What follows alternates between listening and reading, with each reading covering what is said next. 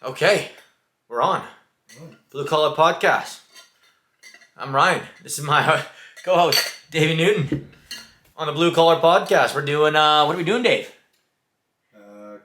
Morale boosting team events. Morale, we just had one. And Christmas party. Christmas party. It's the time of year. And, well, we're talking about how important it is because you got to appreciate your employees. And it's just good practice to get absolutely dickered with the people you work with. Because basically you spend most of your life with those people. Yeah. It's one of two ways. It goes horrible or it goes excellent. How did it go? Ours was excellent. Yeah. Ours was excellent. There was heavy drama. It was drinks. Heavy. It was enough to cancel last week's podcast. We're a couple of days behind. For days. Yeah. For multiple days. That was probably the least productive week we've had in months and months. It was like first 3 days after that event. So like first of all, Sunday was a write-off. Then Monday was low brain power. Tuesday was worse for me than Monday. And then Wednesday was the hopeful trajectory up. I was no good till Thursday. Yeah, you actually looked slow. The difference between me and a bucket of shit. Where's the bucket? You see somebody's eyes and they're kind of just sunken in. And it's just like you're just going through the motions. I still wasn't sure if I should drive to work on Monday morning.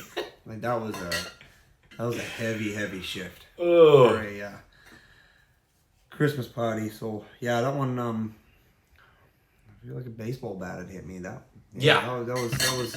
We're okay. Slow. We're okay though. So we're okay. We get on with it. It was a good time. Everyone, lots of food, lots of drinks. Yeah. How did so of all the events you've done, like when you plan an event like this, what's the goal? Like you're here just to have good food, having fun with the boys, but ultimately is probably show appreciation and morale. Yeah. Foremost, it's an appreciation to the work guys do, right? Like our guys do a lot of overtime. Yeah, they do a lot of things they don't want to do. Like, you know what I mean? Like they put a lot of effort in, man. Yeah. Oh yeah. Like I'd like to try and incorporate like a mid-year one, something like that. Like summer. But yeah, like something like in the June. summer or like just. But a lot of the guys like in our crew kind of all hang out together. They're all buddies, right? Like there's no typically anyone with any real conflict. They don't stick around, right? Yeah. Like it's just the boys weed them out, and so when we get together, like a lot of the wives and girlfriends are all they all know each other and they mingle and they get along too, right? So it's pleasant. It just perfect ingredients for a good night. And the thing is too with morale, it's quite important because I mean, like you said, like sometimes you have those shitty months and everything's just like grinding. You're just like, frick this month. And the thing that I noticed in the patch, like in the patch, I like no one gives a fuck about you. Like there's no, they rarely give a bone. You know, there's no Christmas party. It's just you got your number stamped on you. You go into the machine and you go get it done. And I've had a few companies that gave me like maybe small bonuses, but like it's just when you have someone that's an owner that shows like, yeah, man, I appreciate you. We're taking you out. You get all together and because like there's work you and then there's like normal life you, and it's nice when you don't have the pressures of work and your just one job is to have fun. I just at the same time it's like. It's just fun. It's an event. You can get everyone together. Yeah. And it's just. Do you notice after that event is there like more production? Like does like that? Not this week. Not this week. No. That backfired. I still got heartburn, man, from last week. I still got heartburn. Like I just. Substances. So when you have, what's the premium concoction to have a good Christmas party? Starts with, let's go a little deeper again. Starts with good people. Right. the right venue. Okay. Good food. And Lots a of variety of liquor. Like some, everyone's there. One wife likes Caesars, the other wife likes cocktails. Men like beer and hard liquor. So it typically like a bar scenario is best. Yeah. But it didn't go how I thought. Like I remember we're supposed to go to the casino. You can go to the casino. Like we did that last year. That was a bit of fun. We're supposed to all just get appetizers and then we're supposed to sit down and have a meal together. It just turned into a mountain of appetizers. Oh, it was actually... I'm not eating any more food. And I was like... You did? You were a monster, man. I didn't want to see any of that food get taken away. You were a monster. Like, this is impressive. And just one of those ones when you're the one paying for the food and you see all this food that's about to be thrown out. Like, nope. None of my... it was a heavy shift. Yeah. So, story, my parents used to have a business, and one of the things that they did was we'd have a summertime party. And so my dad came up with this great idea that we should get a car airbag and then blow somebody up on it. So my dad dug a hole in the ground, put a piece of plywood in, and we put like a really big airbag, right? So one of the idiots from the shop, younger guy, goes on there and he's going to be our test dummy. And so my dad, boom, pops the fucking thing. The guy shoots up in the air, does like a backflip and falls on the ground. So long and behold, completely shatters his ankle. So, to this day, he still has horrific pain from that injury. So now he's a workers' compensation claim? Yeah, no, he's not because it wasn't at work, right? It was just family. So it's funny you bring that up because I was talking to my dad. He called me on the Sunday and he said, "Oh, how was that? I couldn't lick more than a couple words together." Right. So I'm just trying. He goes, and we went down the alleyway of being careful when you hold events like that because you can be held accountable. How? I don't know why or how, but it's just I guess it's the court ruling when these things happen. In Canada, yeah. Well, even in Australia, this actually Dad rattled off some stories in Australia he heard where a guy that works for one of the major banks there, they had a Christmas party, and then I guess after the event, a few people went out, and he got a little bit too touchy-feely, a little sexual harassment on one of the other female co-workers, and the bank fired him for that, and he said, "Well, you can't do that because it wasn't at the work function anymore. You can't fire me for that." And lo and behold, the judge said, "Yes, they can." And the guy got fired for that. And then, a whole bunch of little stories like that where like companies that do like getaways, like, if we ever went to Mexico as a company event and someone got hurt down there doing something stupid. That's on you? Depending on the circumstances, if you just give them a free pass to get liquored up, oh my and God. you're paying Isn't for it, and so you're not controlling. Crazy? Oh man! Like this is what I hate about Western culture. It's like have responsibility for yourself. You don't want to make a quick buck. But some of these people, they just God. Yeah, there was another one where that happened. Someone went they were on a getaway and it was like an all inclusive. They got gooned up, got hurt. I think it was again broken arm, broken leg, or some shit. Yeah, but it was because drunk and stupid and. Yeah, it was not their fault, right? Yeah, no, so... Not their fault. No, we I don't know why we started talking about it like that. So look, I had a good time. We had a good night, and that's what happened. However, my dad was the one who blew that guy up, and... yeah, so he was definitely guilty. Yeah, I'm guessing a long time ago, people didn't know about taking people to court, is my guess. Or it's just like, they just have honor or something. Here, buddy, here's your lifetime employment slip. Yeah. You sign right here saying, we're good. Oh. Yeah. What other... I feel terrible. Oh, man, I just can't. It happens, I get it, but it's just... If the guy's still in pain, I'd feel so bad, but I'm like, man, did I just stop you from playing soccer? Or did I stop you from doing things you love? No, I still have choice. You still have a choice. Oh, yeah, he didn't have to do it. I know, but I'd still feel bad. I would be like, I contributed to that. My bad. Way she goes. That's the way she goes. Now, next question. So we're building morale. You got the boys here. They had a hard year's work, Christmas party. But how else can you build morale? So you can get the best out of your guys, and then you appreciate them, and they appreciate you. So it's how do you create that nice, beautiful balance? That's That's the goal out of all of this. There's one thing I do on site now that we're a little more spread out. It's a little harder for me to do every day, but I make a point of trying to buy coffee. Love that. Yeah. I really like the coffee. Yeah. You go get the boys coffee, and then, but you miss a couple days, and then they start asking, "Oh, where's the coffee?" And then Spencer. Yeah. He's not the only one. You know, a lot of them are. You know, their attitude changes when the coffee stops. So you got to be careful. Don't bring it all the time. Just bring it sometimes. Yeah. Now, because, you know, for your head guy, for the guys that have been around the longest, you bring it as often as you can. But for anyone else, it's got to be a novelty, right? Because as soon as they start expecting it, it's very hard to... I have the same thing when I was doing the house in Ecuador. I'd always do my competitions every Saturday. So we'd drink beer, and then I'd buy basically half a day's wage of meat for them. So I buy a big package of meat. And then we'd have a competition. And like the first competition, everyone's just like, yeah, I don't know about this.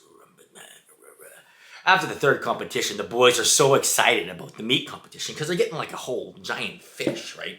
Yeah. Right? They got to do a potato sack rice for a giant fish. And they get to drink beer. It's pretty sweet. So they get to be kids again. Yeah. So you get that real nostalgic feeling. But, you know, I would always every so often just take it away. And those boys' hearts would just be crushed, you know? Because you can't always give it to them. Because then they get ungrateful, and you can't have ungrateful. And that's like it's a real art to find that balance in between ungratitude and being grateful. And you have to take something away because you only appreciate it when it's gone. Yeah. Yeah, and you want it back. I've heard, you know, many companies do this. Bigger companies where they'll have, basically they'll take their foremans or their lead guys, them and their wives, they'll take them to Vegas, they'll take them to Mexico, like, you know, and you hear that, you know, they didn't pay for it, it's all air miles, right, through their companies and stuff. I'd love to get to that. Yeah, because you know, I enjoy that as well, right? It's just not for them. Yeah, like I enjoy that too, right? You know, good group of guys and girls, like their wives and stuff, and man, that would be great. That would be great. That would be great.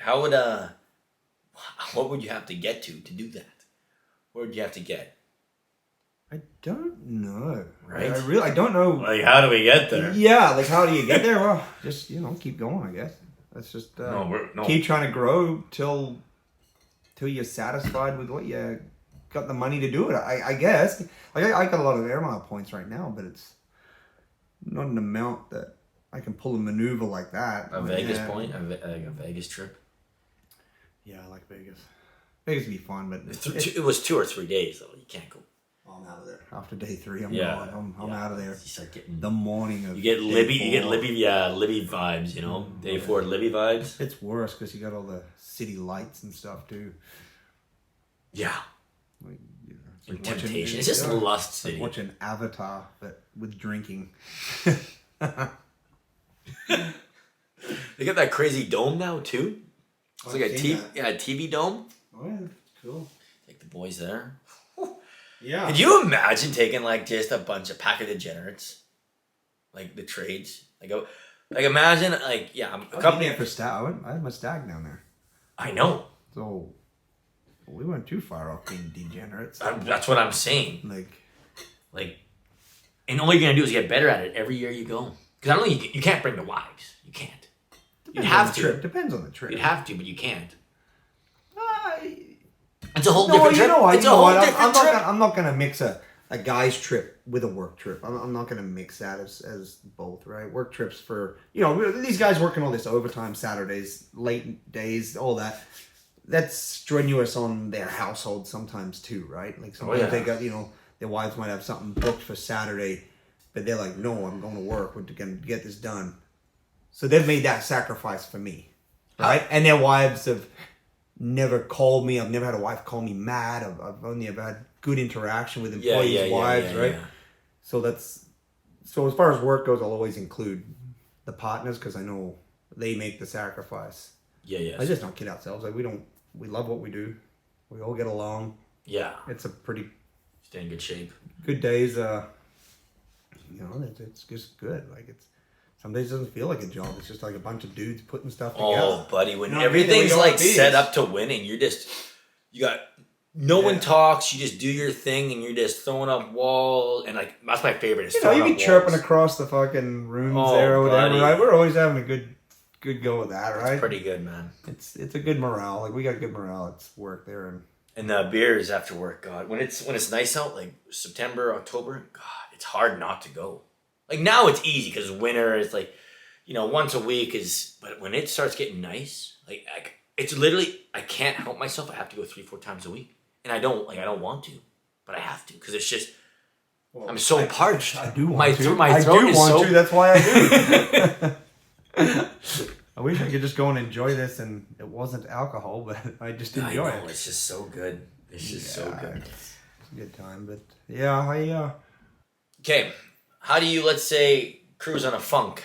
I've been on the patch for so long. Sometimes you just have good crews. Sometimes you just don't have good crews. How do you get crew or people out of a funk when your morale starts to go down? Because that's basically you got to keep hyping guys up to keep them rolling, right? Money's good morale, but like it's more like but you're not gonna throw money at guys when they're being pieces of shit. Yeah, and it's crew dynamics. Like how do you? For me, I found my best way to get through that is especially if I got multiple big jobs going on. And I don't have the belt on. I'm not in the trenches with them. Yeah. That's when things will start to slip. Like that's what I've noticed. So, put your belt on, get out there for a day with them or a couple of days, whatever it takes, and just drag everyone back into that rhythm of just get it back to being a well-oiled machine. When it's not a well-oiled machine, or if you have a guy that's or if you got or go there and just identify if there's a guy that's just being like a cancer to the rest of the crew, right? Like, go see if there's someone that's just dragging ass and he's just pulling everyone into his fucking despair, right? Yeah, like if that guy's there, drag him off and put him somewhere else where things are going good, so he gets fucking dragged into that. And then if he drags them down, well, now you got a problem. You got to talk to him about that. That's what I know. I think one of the things that like kind of like shits on morale is like if things aren't like prepped to kind of win, and you go there and it's kind of like just like very rigid and blocky. Like we need this to make this happen. And we don't have this. So it's kind of like, ugh. And you're just like, oh, we need that. And then, one or two guys start, talking about we don't have stuff. And then it starts bringing everyone else down. Mm-hmm. And you know what? Sometimes the stuff's there. You did a shitty job of looking. Yeah. But you know how dangerous it is? Just, you get, I'd call them hens sometimes. And we start clucking. And it's just like, this, and this isn't here. And sometimes it's right. It's not there. And you're just like, well, how do we make this work? But sometimes the stuff is there, and we're just instead of finding the stuff, it's just guys clucking. You're looking for shit not to be there, and then you start looking for jobs that you can't do because it's not there, and it's just like exactly. Okay, fucking, you know what? Go home, go to bed, hit fucking reset. Let's try this again tomorrow. Yeah. You are not in the right fucking frame of mind right now. And that's the beauty of piecework for guys, for me. When they start getting like that, I don't fucking care. Perfect. Yeah, I'm not making money out of you, but I'm not losing money. Nope. You're not costing me. You're just not making me much. So, yeah, that's okay. Well, fuck around. You won't make anything. I'm okay. I can pay my bills right now. With the Ambrosi, like I don't know why guys didn't like Ambrosi. I loved Ambrosi because Ambrosi was pretty. That was the most money anyone made. I know, it was pretty well set up. Like I don't know what people were bitching about. I think people just like to. So I never framed before, so I'm there, right? And they're just shit talking Ambrosi, and I'm like, man, like I don't know how to frame. Is this the worst job I'm gonna ever be on? And then I'm doing all these other jobs. I'm like, Ambrosi was the creme de la creme of my career. It was just money. It was flowing pretty good. Like obviously there would be supplies not there, but when they did come, it was scorched earth. Oh yeah. And then this last 2 months, it's just been this rigidy, shitty, like go here, go there. And so I got to see the best and worst, right? Yeah. I got to see the best of the worst wasn't that bad. Like it wasn't that bad. Yeah. It's just there's no flow, which is not enjoyable. So you go on a site and you got, you don't know how to you gotta fix this. You're like, okay, how do we fix this? Okay, we need answers for the steel beams. We need answers for this. We need this, right? And then with Ambrosi, man, it's just like as soon as those wall packs came in, it's just like you're just frothing, right? Like, we're going. We're going. When they were all there, it was just like, oh man. Guys were motivated, man. Guys were showing up at like 6 o'clock in the morning. Like that's what I'm saying. Early. So tools are rolled out before we're allowed to, because 7 o'clock fucking, you're not allowed to make noise till 7 o'clock. But guys are setting up, and as soon as that fucking as soon as that minute ticks, I don't know what they were complaining about. Like I loved it. And now I'm here, and it's like, so we had in the last 6 weeks. It's been, I think there was like 2 weeks that were like flowing, but the other 4 were like kind of like scraping balls on glass, where we kind of need these to do that. We got that. We got to share it with other contractors, right? It's not like, here's your floors, go, And yeah. And I know what I noticed is morale went down during the last, so first 6 weeks was awesome, right? Yeah. High morale, everyone's making bank. Like, I'm just like, next 6 weeks is just like, okay, we're clearly making less. I guarantee you, January, February, March, scorched earth. But this 6 weeks was, so to me, I would say I found the creme de la creme, and I would say this was completely different vibe, different atmosphere, and different money. And the other thing guys got to remember too, it's like, okay, so a lot of these guys went from being on payroll to piecework. Yeah. Now I love the piecework, right? Just because it's my guarantee money. You get what I'm making more money out of the guys when they're doing piecework. Because they're making more money. Yeah. Oh, so I don't mind. The bigger the checks, the bigger the fucking invoices to me, the more I'm making, the more I'm paying them. Perfect, right? We're good. Maybe I'm leaving some money on the table, but not enough for me to be bothered about it. But you're getting so much production and effort. A lot of production. Yes. And effort and loyalty. Because those guys that are doing the piecework are dragging the employees into the fight too, right? The guys on the hourly. So everyone's moving. Oh yeah, because the hourly guys have got to help them, and you got to move with a purpose, right? So it's working really good. But what they need to remember is, so if you're on $35 an hour, or $40 an hour, or whatever it is, that's $1,600 a week in a typical working week. In that 6 weeks of way lesser, you guys never made less than that. But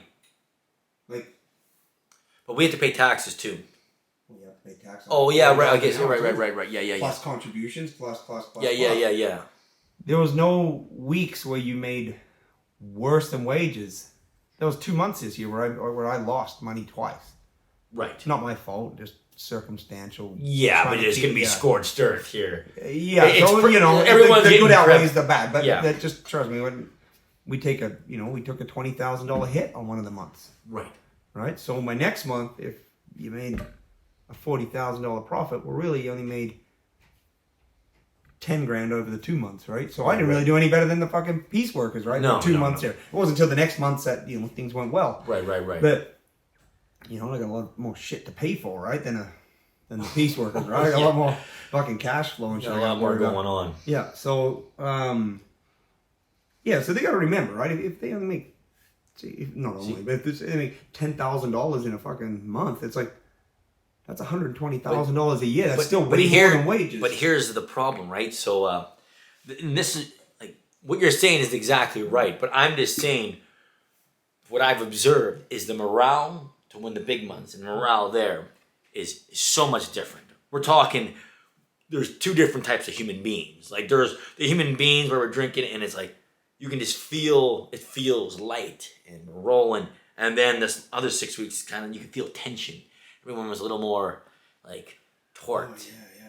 Just a little more. I've adjusted my lifestyle to making $20,000 a month instead of $10,000 a month. Oh fuck! What am I gonna do? I'm so mad. It's like, well, I would tell you this: until you have a lot of money behind you, and I mean a lot of money, like deep 6 figures, live like you're fucking poor. Yeah. Don't just live like you're fucking poor, because you'll never get ahead. Because one day the thing that'll propel you above everything, it'll be an opportunity where you're gonna need working capital.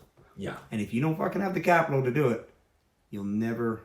Capital or a skill that very few people can do. Yes. So, whether you want, like... I think Warren Buffett said the best thing you can do is invest into yourself and have a skill, whether that's sales, whether that's managing people, whether that's, making content, whatever. That's probably... Because then you can always... Like, my dad can go to zero and be a millionaire in 2 years. Just because he has so many skills. My dad and my mom they can start from zero and in 2 years be a millionaire because they just figured it out. No, they just have the blueprint how to make money in a certain way. But yeah, so the question though, so we have these good months, everyone's happy, everyone's stoked, getting paychecks. How do you get that morale up when the boys are getting a little more like, short, a little more nitpicky, or, it's like the easy money's not there, so they got to work. So we got guys that are like, I don't know. Like, how do you, I'm more of a, I open up about my situations. Look, I lost 20 grand in a month. Have you lost any money in a month? And they'll say no. Have you just made a bit less than the other month? Yeah. Was it still paying your bills? Was it still getting you by? Yeah. I lost $20,000. What would happen to you if you lost what I lost? And then, you know what I mean? So put it in front of like, your bad days are nowhere near mine. And do I behave like this? Yeah. You know what I mean? If you're not going to go through the little bit slower with me, you don't deserve you're not ready to go through the valley. You're never going to make it on the peak. You know what I mean? Right. That's business, man. It is like this. It is just like that the whole way. So just straight shooting. Hey, boys. Sometimes, you ideally want to plateau and then climb. But, oh, no, you got to. But there is, fuck, man. You always have to fail to succeed. Like you have to go through that to understand where to make mistakes. To be honest, most of my experiences in life has been failures. Like if I look at most of everything, I would say most of it's just been. Just don't compromise your family or your house or home. Well, yeah. In those call it gambles in life, right? Like in those business when you're doing things with business, just don't risk your family for it and your living, right?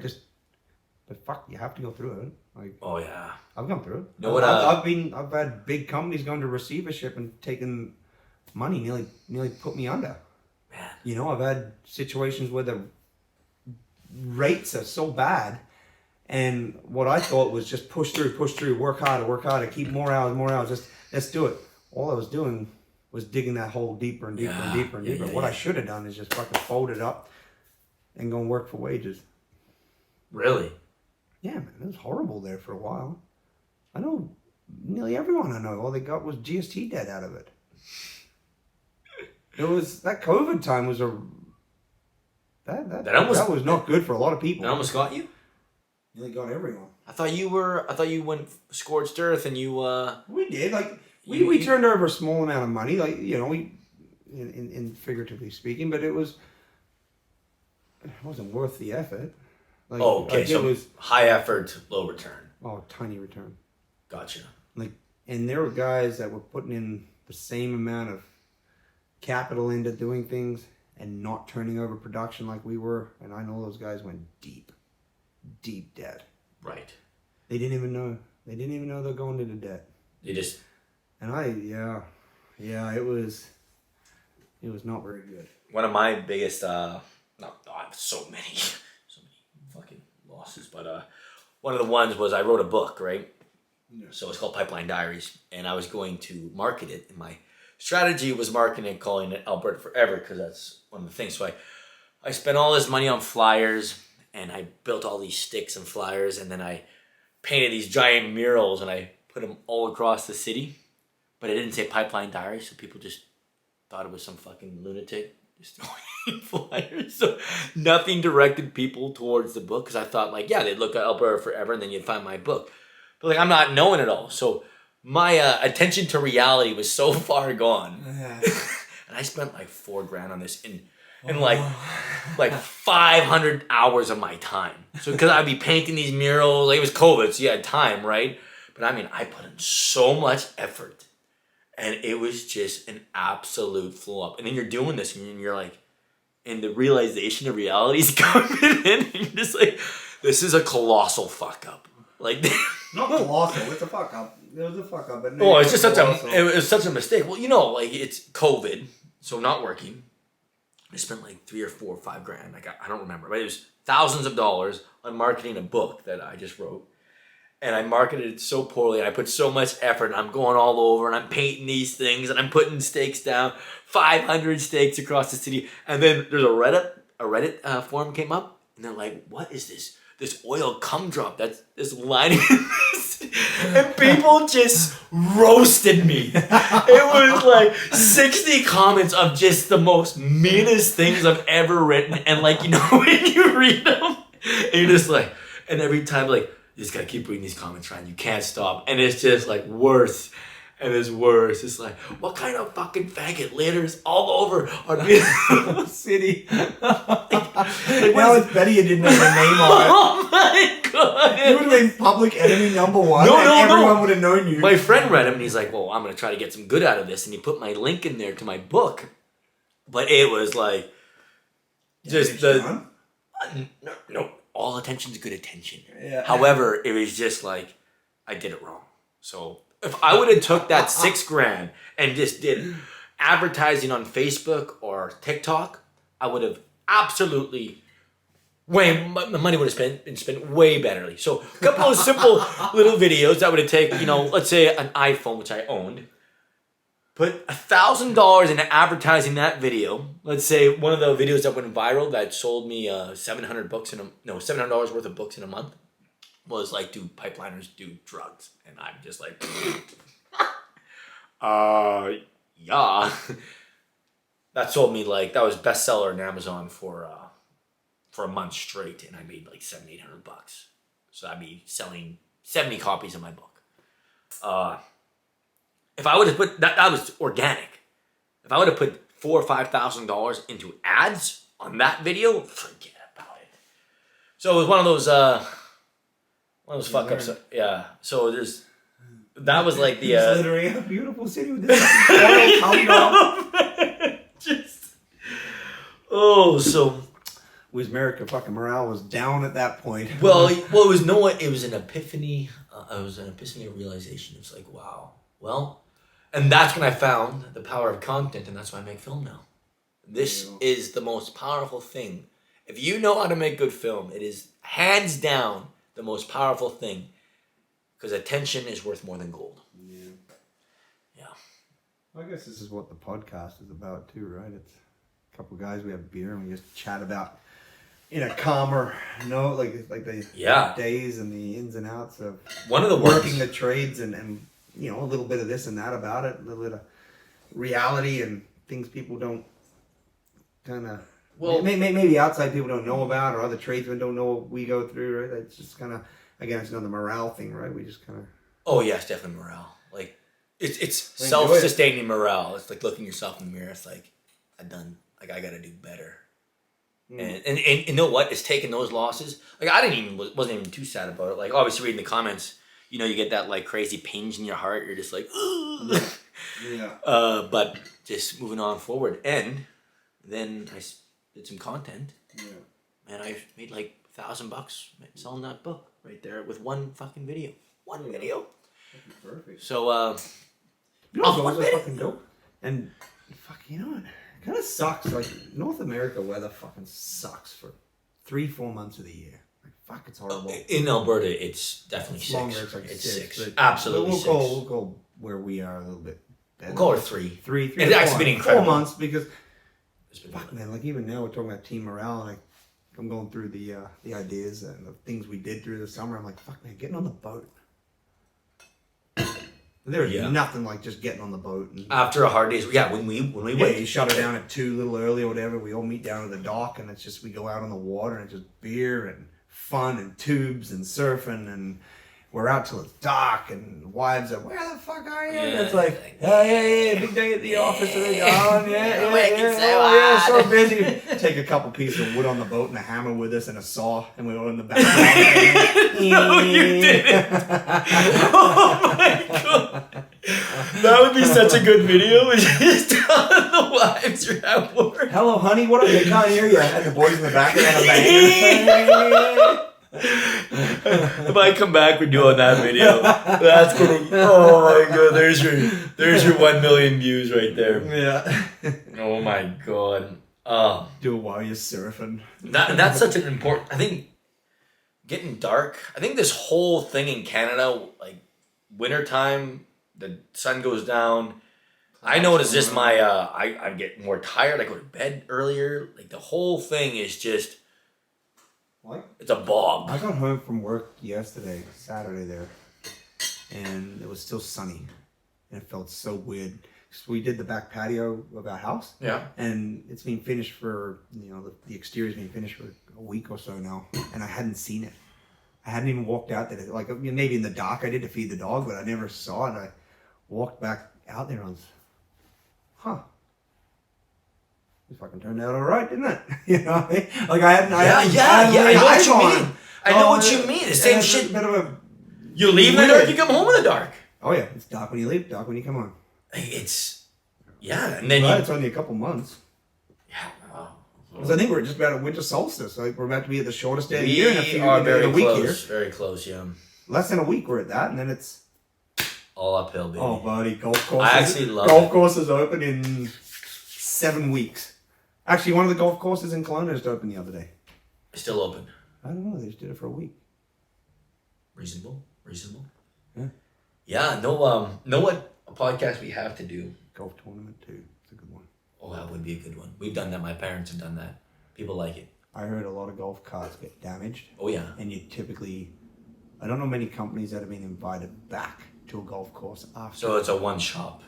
You got to pick. Yeah, I didn't know what golf course. Pick a golf course you don't want to go to. Because every fucking golf course I know of anyone that's done a team of like a work event there, someone has fucked it up for everyone else. Yeah. And they're never allowed back. Perfect. Golf carts are down. It's gonna be swamps. Like who would it be on our good partner, Darcy or John? By Darcy. Yeah, probably. I don't know. Maybe me. I don't know. Depends how many drinks you have, right? I wouldn't do it on purpose to be an asshole. I just get so intoxicated I'd drive off something. No, you manage pretty well. Well, I'm a decent drunk, but shit happens, man. You get drunk, shit happens. Like, I don't know. I'm not gonna. No, who wouldn't though? Spencer. That golf course would come the exact same way it left. Yep. And he would be hammered. He's very responsible. Yeah, and it'd be safe. And he'd have a seatbelt on. Yeah, I like it too because I remember the Christmas party. All the boys they're all dressed up too, right? We don't get to do that too often. Oh man, he looked good. He did. He was a sharp cat, man. He came into that bar and I was like, blown away. Oh, who's this? Yeah. My God. I was very happy for him when I seen him walk in like that. And you could see his confidence radiating, right? Like that guy was getting nothing but compliments. You know what he just looked smart. He didn't look, aggressive. He just looked like a real smart cat. Yep. Yeah. Like I've been at events with him where he's put on a nice set of clothes before, and he's always got a nice shirt or whatever. But he said he spent pretty good money there. That's why. Well done. He's had a good year. He's earned it. Yeah. I was happy for him. I was very, very happy when he walked in, put together the way whoever set him up. I really. I heard he's gonna get some things tailored. So it's even for his wedding. Good for him. He's gonna get all those things a little squared up. Perfect. We were actually talking about that on Saturday. Yeah. We're talking about you know what, man? He's really growing on me. Right? Oh yeah. Yeah. Yeah. I do enjoy him. I think I think why we get you gotta along. get to know him. You gotta get to know him and know him for a while. Know what I think it is? I think if you work with Spencer and you. Like, for example, sometimes John will yell at him for some things, right? Oh yeah, they'll shoot bark. And they'll bark at each other, and it's really pointless, right? Yep, and I don't think Spencer doesn't like confrontation, and I don't like confrontation either. He doesn't mind poking the bear every once in a while, though. He knows how to. No, he does. He does. But when you're both mutually just respect, I think if you just hang on with Spencer and you're respectful, his work ethic changes. The one thing, like he's very consistent, and and. You can banter. Some mornings you gotta drag him into the fight. Oh yeah. He's just a big old diesel motor, right? You gotta warm him up. Once he's warm, he's it's a runaway, right? He gets after it. You just gotta. And especially if everything's there. If things aren't there and you gotta do a little extra work, he's not a big. He doesn't. He's not. That's not. He doesn't do well under adversity. Yeah. If there's more than 2 or 3 tests, but if he knows if he knows there's money to be made. And wall packs are there, and rims there. And he hasn't got to do anything more than... And he's just got to get them there and roll, like Spencer. He's a weapon. He's a weapon when he gets like that. Yeah. Mm-hmm. Right. So I was thinking one of the podcasts we should do is... I think we should have, imagine this. Thumbnail. How to make $10,000 in trades. How to make 10,000? Yeah. Like in what time? In a month. Very doable. It's doable. Because I can do it. I did it on my side of things, and it's definitely possible when you're subcontracting on your side of things. And that's just two elements, and like everyone wants that number, you know? Everybody wants to make that number. Yeah, if you make 10,000 a month, I think you can't really have overhead. So piecework would be a good one because your overhead's maybe the odd tool that you buy for yourself, but typically your fasteners are supplied. And, yeah. But we'll do that. Know, man. Like nothing's easy. Like fuck, you know. Well, no, $10,000 a month. You have to work for it. Like these people that just think they're gonna come in and make an easy 10 grand. There's fucking nothing easy about it. No. Typically, this is just the way a company's wired. And if they feel like you're making a lot of money and you're making it too easy, they chop your rates. Yeah. And it's sacrificing time for money. Yeah. You're putting... I'd rather see you busting ass in there 6 days a week, fucking getting after it, and I'd rather see you make double whatever, like, but I see you're working hard and you're getting there.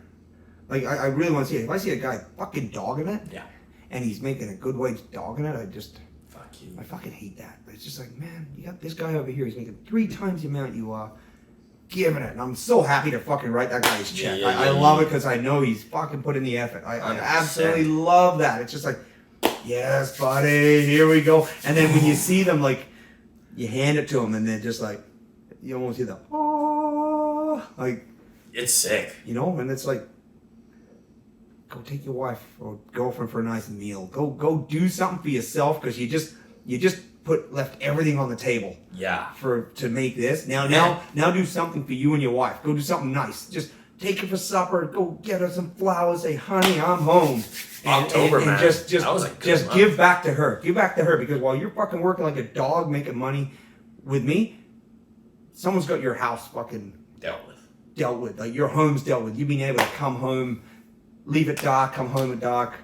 And this is why I love putting on these events for the boys, right? Because the wives, for the most part, the boys work so many hours. Some of the boys go home and they just still pitch in and they go hard, right? So it's kind of nice to see that they're able to juggle their personal time that they need to themselves. You know, they come to work, they give their day to me, and then they go home, they give their whole night to her, and they have nothing for themselves, right? That'd be tough. It is a tough lifestyle. And guys that have kids, it's even harder again, right? That's why guys will sit in their driveways at the end of the day thinking, right? They just need to unwind before they get back into the fight again. 100%. You know, it's nothing against. It's not less love for their family or anything. It's just like they need 10 minutes to be alone. Yeah, that's the thing, man. I love being alone. But yeah, team morale building. Mm-hmm. We did it, and dude, it's important. Next week, next episode is Hoover Dam. Next week is a trades breakdown of the Hoover Dam. So we're both going to do research on the Hoover Dam, and then we're both going to give our insight on Hoover Dam. And we're just going to tell you this amazing project, how it was built, what had to be done, and how do you divert a river. Pretty cool. It's going to be great. You betcha. Okay. That's on the Blue Collar Podcast. You betcha. And we're done. Cheers.